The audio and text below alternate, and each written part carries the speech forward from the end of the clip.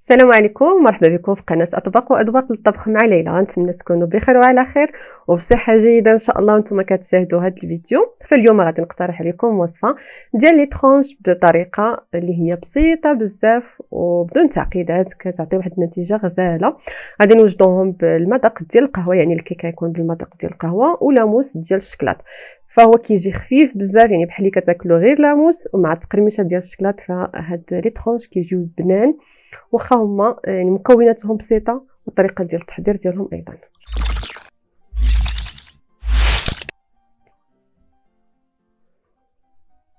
فبالنسبه للمقادير ديال الكيك اللي غادي نعوضوا به لا جينواز، غادي نحتاجوا 3 ديال البيضات. هنا استعملت حجم اللي هو قياس ديال البيض كبير، نص كاس ديال الزيت مع نص كاس ديال السكر ونص كاس ديال الحليب. فبالنسبه للقياس ديال هذا الكاس كيوزن او السعه ديالو 150 مليلتر. غنحتاج 2 ساشي ديال قهوه سريعه الذوبان، فاني ودقيق ديال الفورس، وواحد خماره ونصف او ساشي ونصف تقريبا 11 غرام هكذا ديال الخماره الكيميائيه.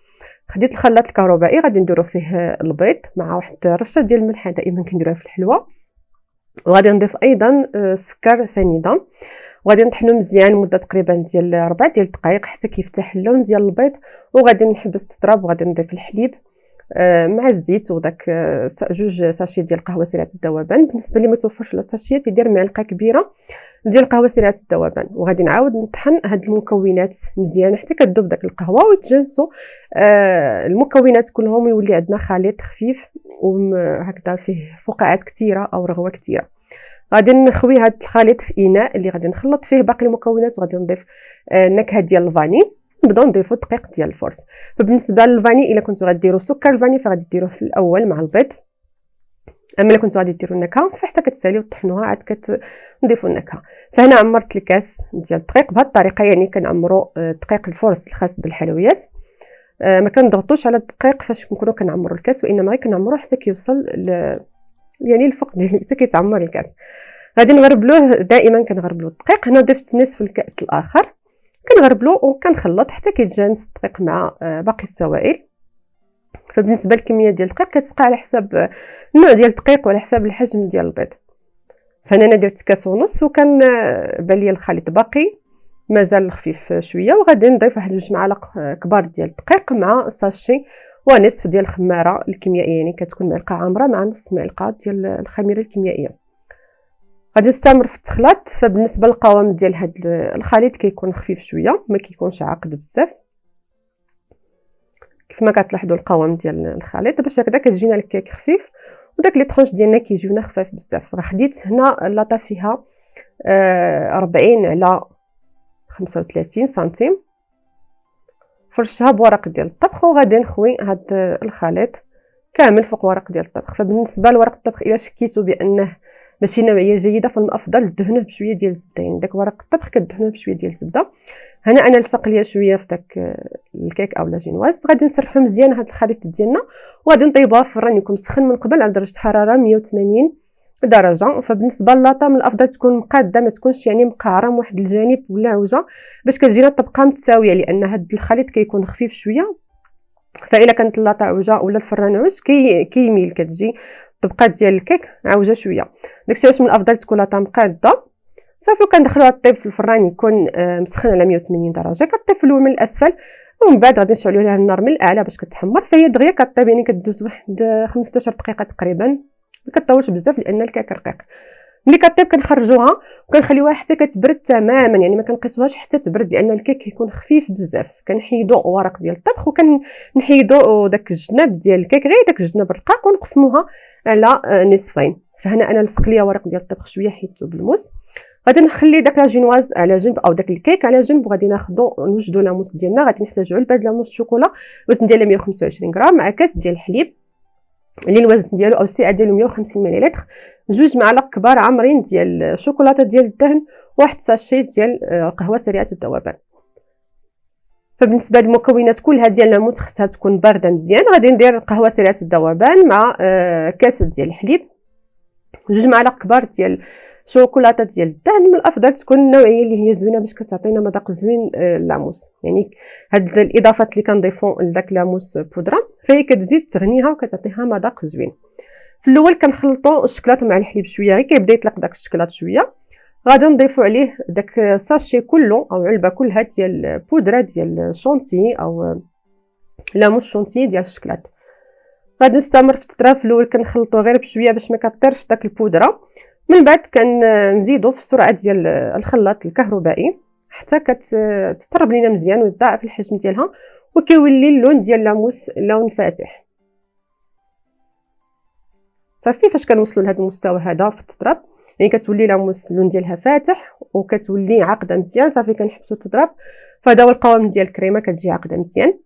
هنا خديت واحد القطعه من الكيك كنحطوها في واحد اطار، يعني كنديروا داك الاطار غير باش فاش كنديروا الكريمه كتجينا مقاده، الطبقه ديال لاموس مقاده. وبالنسبه للكيك قبل ما كنحطوه ضروري كنفرشوا داك الطبق او البلاصه اللي غادي نحطوا فيها الكيك، ضروري نفرشوها ببلاستيكه، يعني بلاستيك غذائي باش ما كتلصقش داك الكيكه في داك الطبق. كنسقيوها، انا سقيتها انا بالحليب بالشكلاط، ممكن ديروا حليب بالقهوه ولا ديروا اي سيرو نتوما بغيتوه. كنسقيوها غير شويه لان الكيك راه خفيف ورطب. من بعد غادي نضيفوا الطبقه ديال اللاموس. فهنا انا ضفت لاموس وخليت احتفظت بواحد شويه للتزيين، ما ضفتهاش كلها. فالا بغيتي ديروا نفس الطريقه ديال التزيين غادي تخلي واحد شويه، تقريبا واحد الكاس هكذا، تقريبا كاس. الا ما بغيتوش ديروا داك الطريقه ديال التزيين ديالي، يعني ما غاديش ديروا الكريمه في التزيين، غادي ديروا لاموس كلها في الوسط ديال هاد لي طرونش. من بعد غادي نغطيو لاموس بالطبقه الثانيه ديال الكيك، كنضغطوا ليه غير واحد شويه وكنقادو داك الجوانب لان الاطار ما واصلش الكيك كله، يعني كيغطي غير داك الجناب.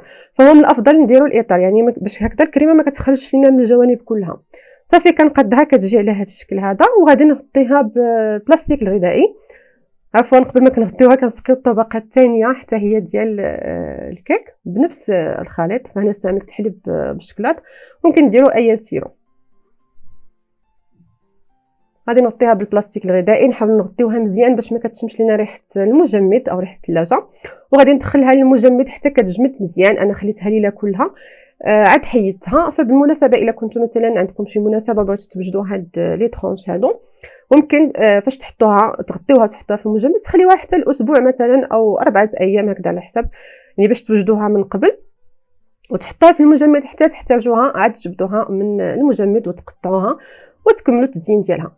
فانا هاد القطعه هذه قسمتها على جوج بهذا الشكل باش يجيوني لي طرونش الحجم ديالهم متوسط، ما يجوش كبار بزاف او طوال. فهكذا كيتجي لاموس في الوسط مع دوك جوج طبقات.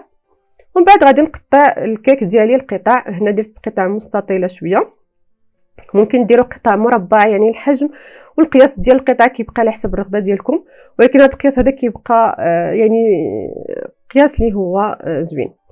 فانتم كتلاحظوا القطع داك الجنب اللي كيبقى مائل غادي نحيدوه يعني غير شويه، فهذاك الجنب هو اللي ما كانش واصل له الاطار. صافي انا ملي قطعت لي طرونش ديالي غادي نرجع ندخلهم المجمد ونوجد الكلاصاج اللي غادي نزينو به هاد الكيك. فانا احتاجيت تقريبا 250 غرام ديال الشوكولاته السوداء، نستعمل شوكولاته عاديه مع معلقه كبيره ديال بودره الكاكاو المر والفويتين، شويه ديال الفويتين وشويه ديال اللوز محمر بقشرته ومهرمش، كنهرمشوه من بعد كنغربلوه من داك البودره ونحتفظوا فقط بالكونكاسي. وغادي نحتاج ايضا 10 ديال المعالق كبار ديال الزيت.